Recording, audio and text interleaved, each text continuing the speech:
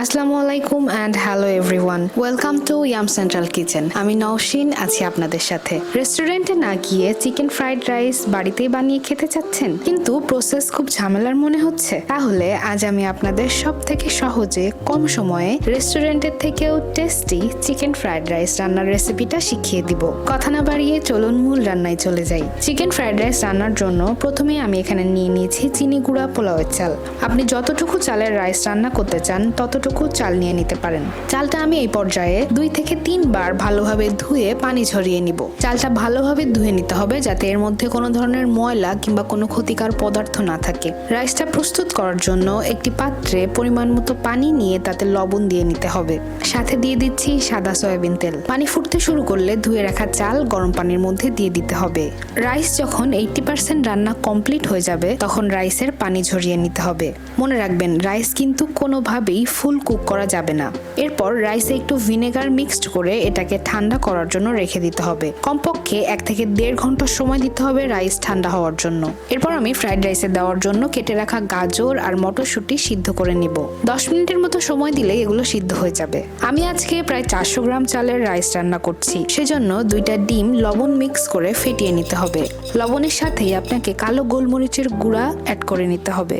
আমি ডিমটা ফেটিয়ে নেওয়ার সময় কালো গোলমরিচের গুঁড়া অ্যাড করতে ভুলে গিয়েছিলাম, সেজন্য আমি ডিমটা ভাজার সময় কালো গোলমরিচের গুঁড়া অ্যাড করে নিচ্ছি। স্ক্রাম্বলড এগ করার জন্য ডিম হালকা ভাজা হয়ে গেলেই এভাবে ভেঙে ভেঙে নিতে হবে। মনে রাখবেন, ডিম কোনোভাবেই অতিরিক্ত ভেজে নেওয়া যাবে না। এখন আমি একটি প্যানে তেলের মধ্যে দিয়ে দিব রসুন কুচি এবং আদা কুচি। যদিও ফ্রাইড রাইস রান্নার জন্য রেস্টুরেন্টগুলোতে মূলত ওক ব্যবহার করা হয়, কিন্তু আপনার বাসায় যদি ওক না থাকে তাহলে আপনি এরকম প্যান বা কড়াইও ব্যবহার করতে পারেন। চিকেন ফ্রাইড রাইস রান্নার জন্য পেঁয়াজ দেওয়ার প্রয়োজন নেই, তবে চাইলে অল্প করে পেঁয়াজ অ্যাড করে নিতে পারবেন। আমি এখানে 1/2 কাপের মতো পেঁয়াজ কুচি অ্যাড করে নিচ্ছি। এই পর্যায়ে আমি 2 কাপের মতো বোনলেস চিকেন দিয়ে দিচ্ছি। মনে রাখবেন, বোনলেস চিকেনগুলো আপনাকে ছোট ছোট করে কেটে নিতে হবে। এই পর্যায়ে দিয়ে দিচ্ছি গোলমরিচের গুঁড়া। এখন এর মধ্যে অ্যাড করে দিব সয়া সস, পরে দিয়ে নিচ্ছি অয়েস্টার সস এবং টমেটো সস। আপনার কাছে যদি অয়েস্টার সস না থাকে তাহলে আপনি শুধুমাত্র টমেটো সস দিয়েও কাজ চালিয়ে নিতে পারেন, কিন্তু অয়েস্টার সস দেওয়াটাই মূলত বেস্ট হবে। এখন সবকিছু ভালোভাবে মিক্স করে সবুজ ক্যাপসিকাম, গাজর আর মটরশুঁটি দিয়ে সবকিছুকে সটে করে নিতে হবে।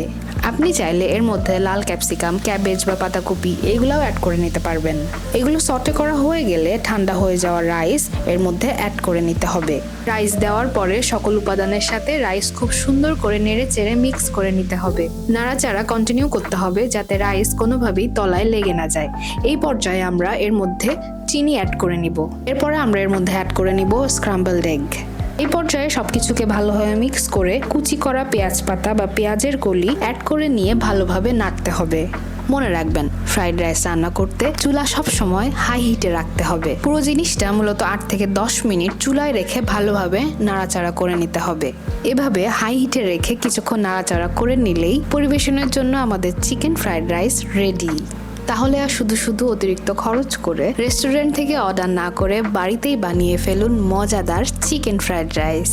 রেসিপিটি ভালো লেগে থাকলে please subscribe to yum central kitchen and kindly press the bell icon.